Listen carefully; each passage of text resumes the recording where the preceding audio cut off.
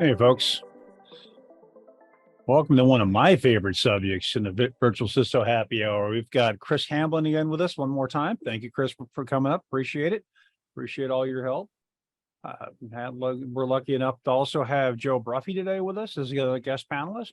So we're here today to talk about too many tools, right? So one of the biggest problems I've seen in information security over the years is having 40 tools. Having a tool to do this, a tool to do that, a tool to do this. And the problem with that is, in my opinion, is a lot of companies will invest, right? And they wind up investing in shelfware. So you've got a tool that's half integrated or not integrated at all. And long story made short, now you got it sitting on a shelf somewhere, right?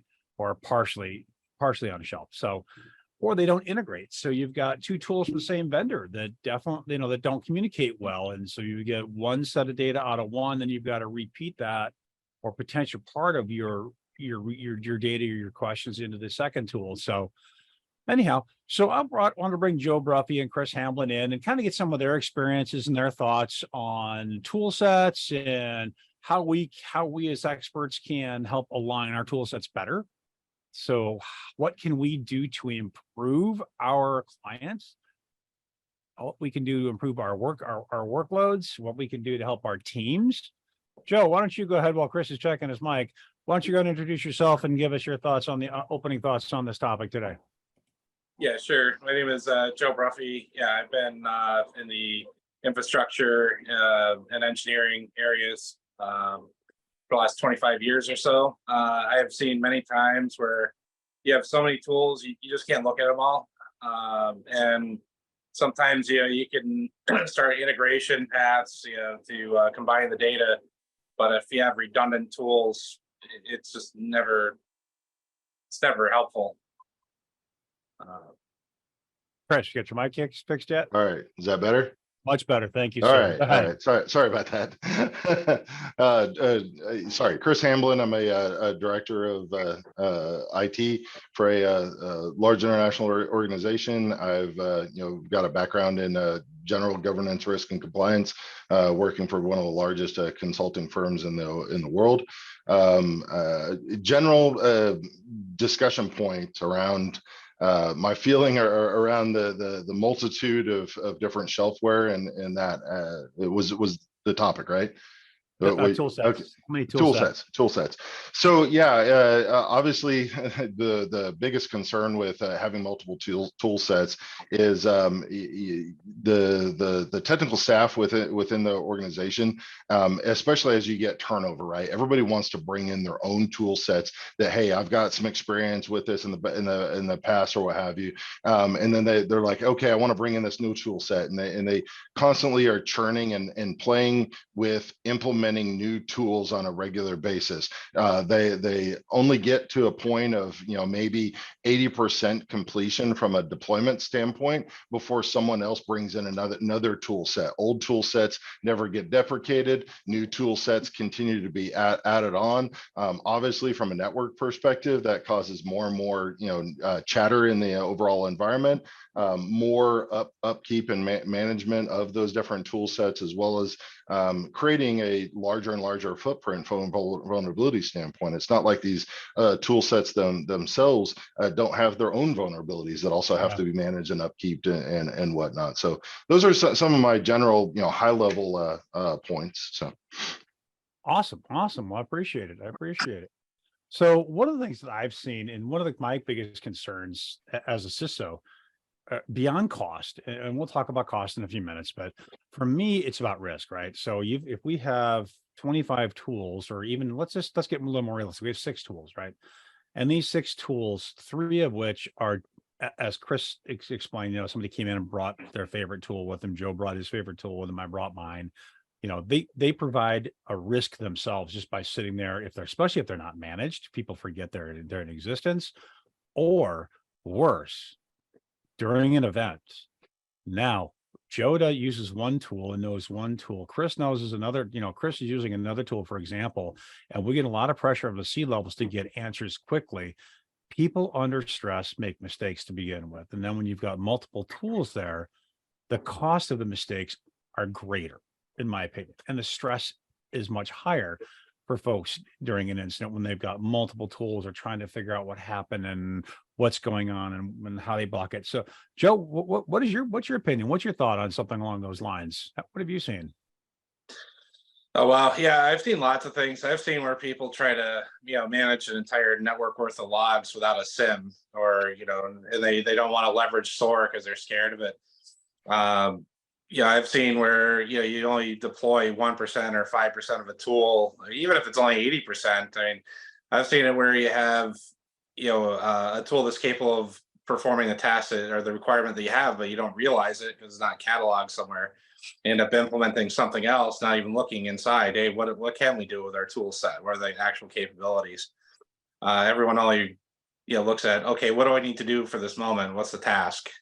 And they do that. They don't say, okay, what else can we do with this in the future? And then have a catalog of that. Here's our capabilities. And there's always going to be some overlap, and that's just the fact. I mean, SIMs try to act as a threat detection, and threat detection, network threat detection tries to act as a SIM, or DLP solutions try to act as things that they're not, identity access management, or vice versa even.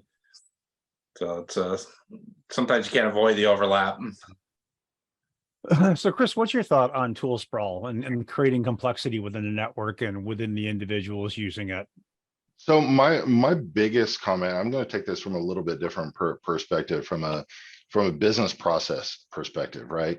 Without clear-cut business processes, how our cybersecurity team, how our technical team, or what have you, whoever's holding that hat at the time, if they don't have processes in place, lined out on how do we block and tackle whatever the problem is, and they've got a multitude of solutions out there, then it's picking and choosing. It's finding the needle in the haystack instead of having a process of pulling the needle out of the haystack instead of rummaging around through it, right? If we've got a process in place and say, okay, this is where we're detecting it. Okay, do we have any cross correlation between our different tool sets that we're able to actually pinpoint where that is? Do we have processes in place and know what the communication line is supposed to be?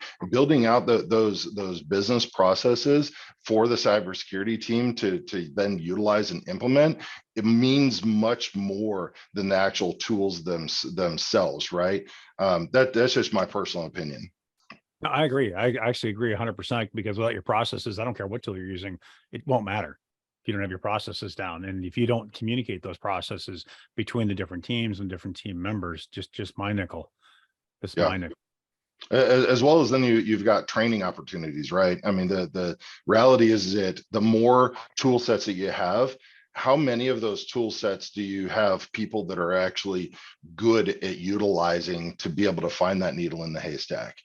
No one person can be great at all things, right? So you've got, this person that's great at this thing, and that person that's great at the other thing. Well, you if you had enough personnel to be actually great at all things, but that's not the reality of any organization, right? Most organizations try to run lean. Most organizations might have one or two or five cybersecurity guys that are really focused on digging through those logs, and business processes matter more than the sheer number of tool sets at that point. So, Joe, what do you think your focus should be, or what do you think the focus of tool sets should be for under a director or a CISO? Should they be looking at risk? Should they be looking at processes? Should they be looking at tools? How do you know when you have too many tools, for example? Well, yeah, I mean, there's some ways that you can know. If you look at, I've worked at organizations where you'd have three, PAM solutions, and for different reasons, but each one of them could support all three, but they don't. And then you try to, because some are only on the endpoint, some are only on the server. That's a more obvious one. But let's say you're gathering the same data from the same place, or you're processing the same data in two different places. That would take doing like a full tools analysis and gap analysis to realize if you're even doing that. How are we doing this today? And at the end of that analysis, you have to look through and say, okay, what tools did we witness that we didn't put into this gap analysis. So you might even have tools, like you said, that are shelfware, that aren't even being used, or they're being used limited, by one person because it came in from an outside source. But they're more or less sitting there for most of the year, and sometimes that's okay. In like the case of Bloodhound, you're only going to run that once a month. But you need to understand where that is, and that's where the risk comes in. How are you controlling that? How are you watching for those behaviors? But you could have 10 tools looking for that, so you might get 10 alerts, and people are just going to run around in circles. Yep. And they also require like you said, kind of go back a little bit to the training. You've got to have the trained staff on what does that alert mean? What does this alert mean for that? What tool do I need to go back and validate this alert on? Because I've seen that problem in the past as well. The integrations are just lacking, is not real good, not real thorough. So Chris, as a director, how do you handle multiple tool sets, and how do you handle the budget? I mean, do you use budget as a tool to reduce your staff's tool sets? So yes and no.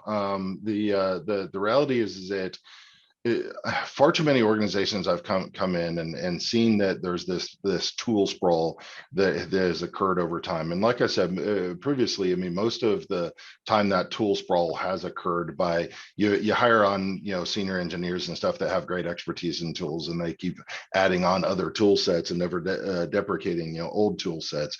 Almost inevitably, when I've gone into those environments, we always have to do a application rationalization engagement. Right.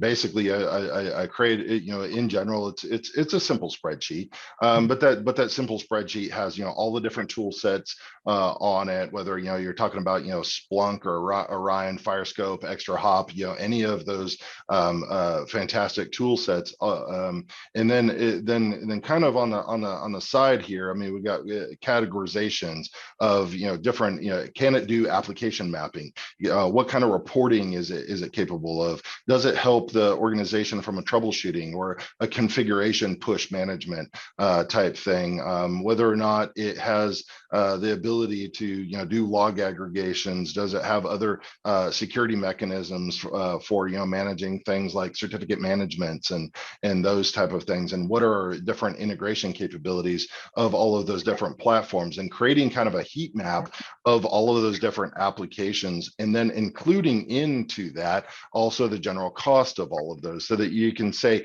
hey, okay, these are what we've prioritized from an organization, or most critical decision making points as to what we have to get done at a very minimum.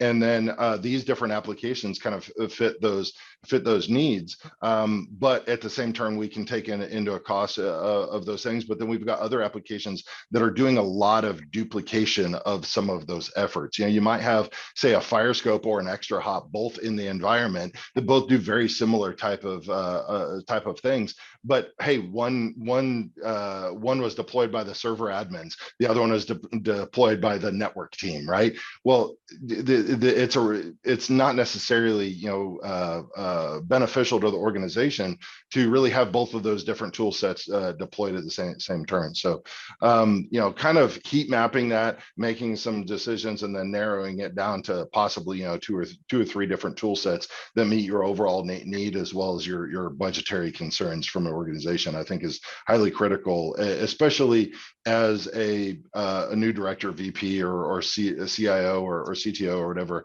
may come into an organization. This is something that I would highly recommend folks to do. Nice. Appreciate that, Chris. Appreciate that. So you're focused more around the process of onboarding. You're looking at the risk of onboarding. You're looking at the risk of keeping things in the environment, deprecating them out of the environment. That's a pretty good perspective. I appreciate that. Chris. So Joe, question for you. So what are the impact? Well, let's not talk about that right now. Let's come back to that. So what about the decreased efficiency? So how do you see efficiency play into your tool sets that you choose in the environments that you work with your clients? Do you consider efficiency in part of your tool sets, and having too many tool sets increased or decreased efficiency? Absolutely. So I mean, I've seen where you'll have vulnerability management systems that can tie in with say router configuration tools, and if you pick the wrong stack, you're going to have 5 windows to view instead of one. And you can even get it where it'll integrate with change management. So where it might take you 3 or 4 weeks of one person looking at an application to figure out what the actual impact is, which I don't think any organization really does unless they have one of these tools, because it would cost way too much. What am I opening up for a vulnerability? Well, they're just not going to do that. So you could end up needing 5 or 6 more staff, which may be more expensive than a tool. Yeah. But you could also have 5 different locations that you're trying to pull the same information from, and it may conflict. Yeah. Because you're not maintaining it properly because there's too many tools. I've seen where there's even 2 vulnerability scanners in an environment, and because they don't have the complete picture on either one, you don't even know what to attack. What is your real priority? So investing in something like a SOAR tool, where you'd have the security orchestration automation and resistance, you'd have to automatically respond to things. So you'd have the response piece, and that may reduce some of your risks. That may reduce some of your tool sets. I remember you talking about SOAR earlier, Joe. Yeah, absolutely. You can definitely reduce some risk because you're taking some of the human element out of it. Because response time is going to be way quicker. Because if I have an alert that only that I see, how long does it take for me to say, okay, where did it happen? Where do I shut this user down? Where if it's even if it's only semi-automated, it says, hey, we saw this behavior and you want us to block at all these points, you could do that.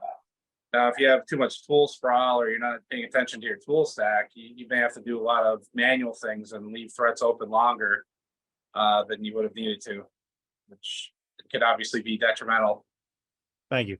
Hey, Chris, last time you were on, you had mentioned a couple of things afterwards, such as, part of your security risk assessment is actually looking at your tool sets. How do you use a security risk assessment, and what steps do you take to ensure that you're using the correct tools? So I think that everything really starts with having a clear understanding as to what your asset list is, right? Do you actually have a complete and managed configuration management database, or a CMDB, right? Ultimately, that's going to say is to what you're trying to protect. And then you can utilize other tool sets to then cross correlate with that to validate, hey, are we actually getting logs from all of those different systems? Are they going into, say, Azure Sentinel? Are they going into some other SIM tool, Splunk or something along those lines, right? And actually validating that we're actually receiving logs from all of our firewalls, all of our switches, all of our servers and workstations and whatnot, whatever those vulnerability assessment type tools are, so that we can actually make sure that we're capturing all of the data. Then once we've actually got all of that data, then evaluating as to whether or not we have tool sets in place to help us prioritize the vulnerability management around those systems, so that we have because that first time, especially that first time that you start running those type of tool sets against your environment, it's going to be so much data to try to actually figure out, okay, where do I tackle first? Because it's just enormous, right? Do I need to bring in 100 people to start you're remediating this? The reality is no. We need to figure out, hey, where's our biggest footprint and where's our most critical, and how easy is it to exploit those different vulnerabilities, so that we tackle those pieces first before moving on, to the next, highest and so on and so forth. Although you may have a really large footprint of a specific vulnerability, if the means of exploiting that is extremely difficult, as well as the means of remediation of that is extremely difficult, whether or not it's internal or external, also that may actually decrease your prioritization of that. You want those highly exploitable and most publicly accessible things to be remediated first, and then you start closing in on the things that are a lot more difficult to exploit. Whether we're those things that are able to be exploited by other tool sets are ones that you're probably going to want to hit on first before trying to do things that are anything exploitable by manual means or what have you. So that's my personal recommendation from a business impact analysis. When we capture and do a business impact analysis and we break down the organization by business functions, and from that capture those applications are ultimately going to be that list of different applications that we're going to try to secure. Other applications that are inside the organization, if the BIA is truly complete, other applications that may be deployed in the organization, we need to evaluate whether or not we actually need to decom or remove those applications from the environment to decrease our overall footprint. Does that make sense? It does. It does. It Okay. does. Actually, because I was sitting there just thinking about when you're talking. So one of the things that you had mentioned there is your tools and your impact user, your user productivity, right? So our security engineers are users, right? So if we have too many tools, we have, poorly trained individuals. Now we've got, our productivity is negatively impacted, correct? I mean, Right. those are some of the things and that also, that also increases your complexity of your risk by having all these different tool sets. Yep. And by using your BIA and your risk assessment, you reduce those because now you identify those. Does that pretty much wrap up my understanding of what you were just talking about, Chris? Yeah. So and this was kind of the side note that I had kind of mentioned there. There's two big things from completing a BIA or a DRA or a complete overall BCP for an organization as major benefits that we really didn't talk about on the last one that I was on, and that's the by doing that type of engagement, you find a lot of business functions within the organization that may be duplicated. Hey, this department's doing something and this other department's doing almost the exact same thing. They might be utilizing, even different tool sets in some cases. And so there may be streamlines of overall business efficiencies to truly be gained there outside of anything that may be, security related or business continuity related. But there's lots of other benefits of actually doing a BIA and completing the overall risk assessment to the organization. In addition to that is, I don't know how many times we've gone through, okay, we did the BIA, we interviewed every single department, we've documented all of their major business functions of those departments and the tool sets that those business functions utilize and established RTOs and RPOs. Well, then when we do a true evaluation of the technology that's actually deployed within the organization, we may find 15 or 20 applications out there that is just sitting stagnant. Or we've got a server admin that, hey, they're updating the software on a regular basis and maintaining, vulnerability management on those platforms, and those platforms aren't being used. Because the business sometimes doesn't always talk to the folks that are actually remediating those and keeping up to date those different systems. So that's a complete waste of manpower that obviously could be utilized in other ways. Yeah. So Joe, what's the importance of understanding some of your organization security needs? How does that play into your tool set selections? Well, of course, that's going to get you your requirements and dictate what process you need to do. I mean, tools are used to fill in the needs of a process, right? And then you can potentially automate that process. Now, if you pick a tool that can't be automated, it's always going to be manual. Or if you pick a tool that doesn't fit all the needs of the process, you're not going to be able to complete those tasks. So, you really have a few layers on there. That could impact your tool selection. Awesome. So what's Chris or Joe, either one, jump in. How important is it for you to have a plan to let me rephrase. I apologize, folks. I got to rethink that question. What's the importance of having to plan to respond to security incidents with your tool set specifically? And again, I'm trying to keep this around tool set conversation, not necessarily the processes, because we know the tools can't fix broken processes, as Chris called out earlier. But how important is that, Joe, to have your plan to respond to your incidents with your specific tools? You need to make sure that you know how to get into them, how to move through them, how to get data, to perform your correlations. So, if you don't know how they function and you can't get the right people on the on the call or something, you need to be way too specialized to operate. You might need another tool in front of it, or you might need, some training, or you might just need a different tool to make sure that everyone can operate inside of that process. Yeah. Tools require tools require, maintenance, ongoing maintenance, things of that nature too. They're just a piece of software, typically speaking, like anything else. Absolutely. Yeah, and I've seen it where, operating system version can even play into that, where, it doesn't support past, Windows 10, whatever, just pick a patch update, and then other ones won't work in Windows 11, and some won't work past Windows 8, but keeping them up to date is great. Being able to utilize them is better. Yes, absolutely. And making sure that they're still relevant, because you could have tools that start pulling in the same data, so you may, that's why you really need to look at your tools. What new features have come out? What's the roadmaps? But So Chris, what's your stance on DIY tools? So you're working at a large shop and you create your own tools. What's your stance on that, Chris? What are the great things and the bad things? What's the good, bad, the ugly about creating your own tools? Obviously, from the good side of the house is most of the time the initial cost, right? And when I say the initial cost, I truly mean the initial cost. So Splunk is expensive. Everybody knows that, right?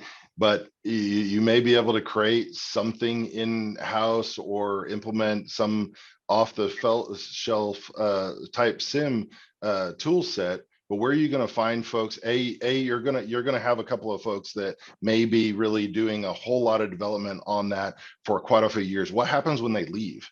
Bringing in another engineer that, hey, they may know your top dogs, your Splunk or what have you out there, but do they know this ingrown tool set? How do they run queries on it? How do they actually build reporting and alerting and stuff on it and stuff? They're learning the wheel from scratch on it in a solution that was built from in-house, that you can't go out and do any additional research on, you can't do training on and whatnot. And so that adds to your ongoing management cost of that solution that upfront people may not really see as really beneficial. So many organizations do absolutely consider cybersecurity as a cost center. It's a risk reduction, but at the same turn, when you're bringing in tool sets like a Splunk and saying, hey, we've got to spend $500,000 a year on a Splunk just due to our shared number of volumes, that'll get a CFO's ears pricked real quick. So yes, I've had that conversation a few times. Yeah, absolutely. So me personally, you definitely have to weigh it out. I lean away from DIY tool sets in general. Some open source tool sets, and some of them are actually pretty good out there, especially in the cybersecurity realm. But at the same turn, if they are lower cost, they are not necessarily always the most intuitive either, as Joe kind of pointed out, right? Yeah, you might be able to run query against that SIM data, but how do you run that query? Are you going to have to be picking away, trying to figure out how to actually develop the syntax to run the query, or is it more standard English type of verbiage or whatever, and it can interpret that and understand it so that it's a skill set. Almost anybody can do it, right? Yeah, exactly. So awesome. Joe, what kind of risks do you see DIY tools adding into an organization, or do you see them as a risk? Do you see them as a benefit? Oh, there's definitely some huge risk in there. A lot of times it just has to do with access. I mean, so developers aren't very security conscious usually, and security people usually aren't very good developers. So that alone would cause some issues. That's if you're because you're gonna have too much access to a database, or you're going to be accessing databases in ways that you shouldn't.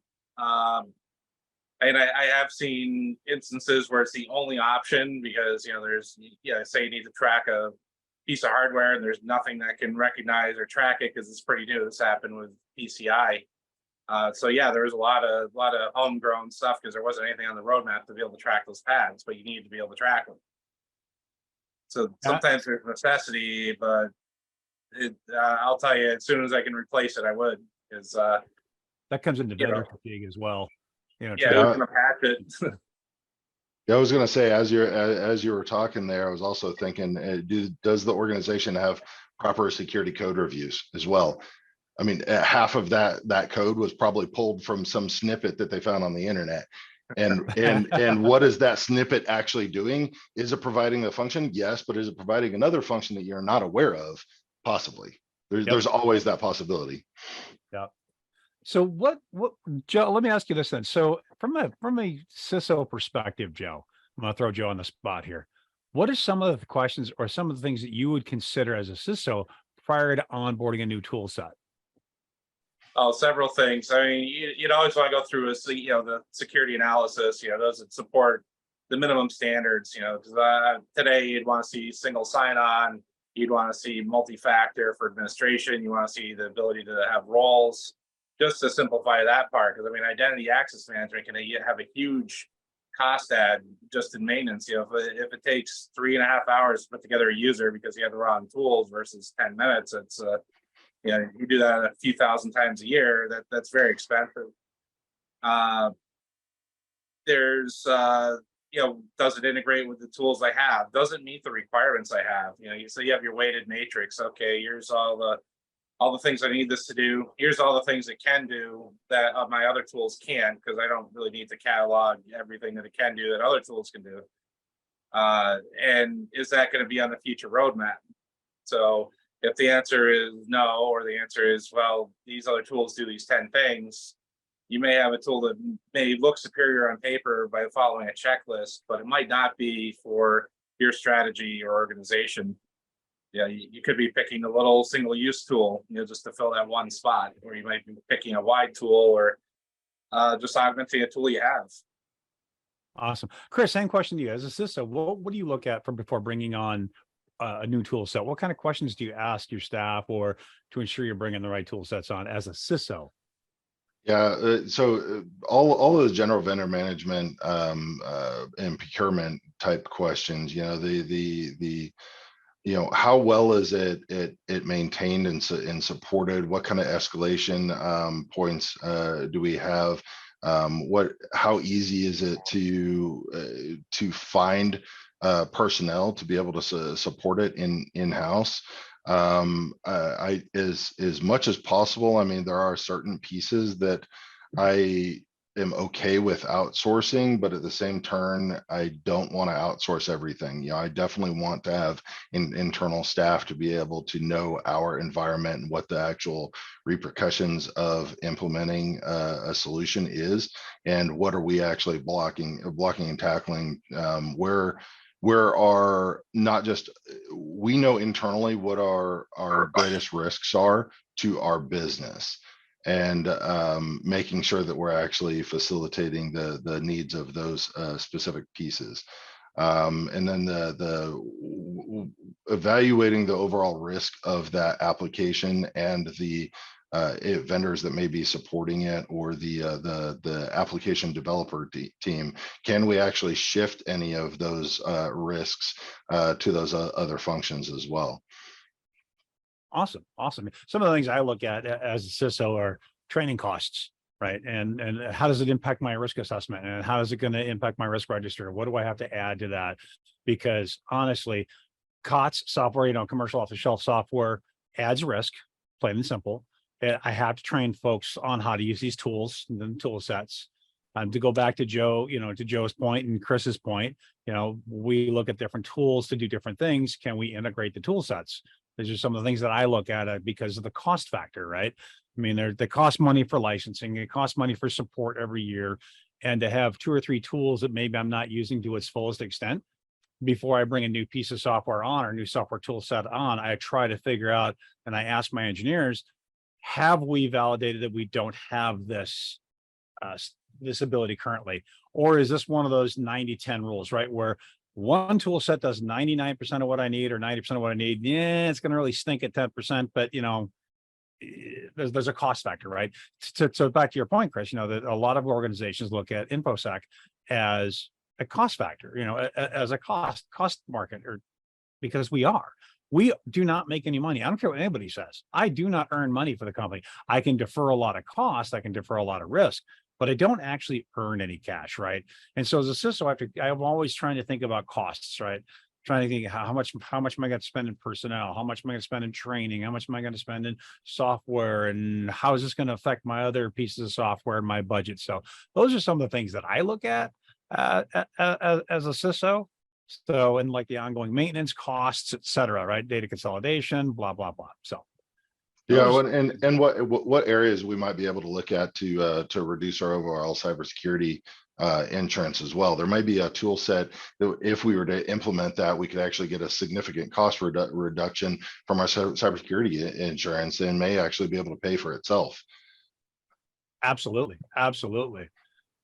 Awesome. Awesome. So I'm kind of running out of questions here, guys, and some of the questions that I wanted to ask. I was kind of hoping on Joe here to lean into how to automate some of the security processes in our tool sets. My apologies.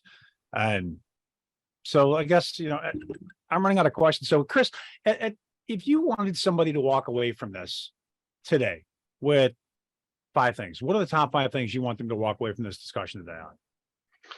I would really look at I still very much am a business process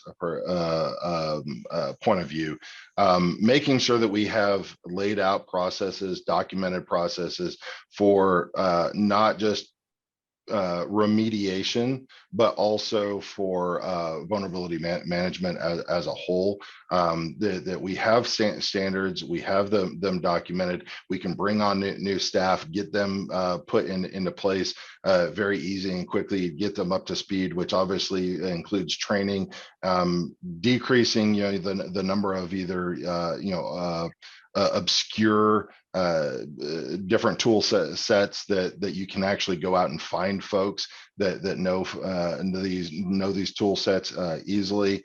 Do the application rationalization so that we can determine whether or not there's applications within the environment, not just from a business perspective, but as well as from a cybersecurity perspective, to decrease that overall footprint, as well as decrease the number of redundant applications in the environment. I think is really going to streamline things, as well as create processes for prioritizing our overall vulnerability management strategies. Good. No, that's excellent. Those are excellent points. Joe, same question to you. Yeah, so what I'd hope people would take away from this is that, they trying to leverage, more integrations, amongst your products. So you can get into, SOAR or even XDR, get into more advanced detection and response, or even not fully automated detection and response. Because you can usually get to a point where 99% of all your alerts can have some pre-mitigations. So you might block somebody or somebody's systems based on something you found in their vulnerability management or something you found in a behavior where you say, okay, let's turn off Zscaler, let's turn off access to financial applications at a minimum until we've verified whether it's a threat or not. So that can definitely help, but you need to have all your logs feed into that. You need to have all your tools integrated to even approach that. So we do have a question out of the audience here. I'm going to ask both of you gentlemen real quick. So Joe, how do you leverage, or when do you make the decision to leverage a VAR in their tool set? So value-added resellers, right? So it really depends on what they're offering. So a lot of times it's just deployment, but they're either really good at the engineering or they're really good at the configuration, and it's usually not both. So the biggest thing is to make sure you have both of those capabilities, because if they can't help you with training and they can't help you with or go out and get training. I mean, training is always a big part of it. With the VAR or not, the VAR, the VAR can just help you with tool selections, but you got to make sure that they're not just getting one big kickback from one vendor and not another, and they try to push you into a certain tool. Exactly. I've seen that happen before. So, I would recommend doing your own analysis before contacting a VAR, seeing what you might want to do, and then start asking questions about specific products, not not the topic necessarily. Okay. And then doing some cross analysis with other organizations as well around that application set as well as that VAR, and obviously do your research on them. Don't just trust anything that they're saying, frankly. No, I don't know about you, but I don't trust sales folks. Oh yeah, they don't care about your security; they care about your dollars. So yeah, Absolutely. I don't want to pick on the security guy or sales guys here, but awesome guys. Well, I want to thank you guys. I want to thank you guys for coming out today and talking to us. I really appreciate your perspective, Chris and Joe. I really appreciate your inputs. I appreciate your last couple of things on the way out the door. What things you like to see people, understand before from walking away from this today. I do appreciate it. And Joe, Chris, hopefully we can have you both back again in the future. All right. Fantastic. Thank I you, love gentlemen. that. Awesome. Thanks, guys. Appreciate it. All right. Have a good one. Everyone have a good day.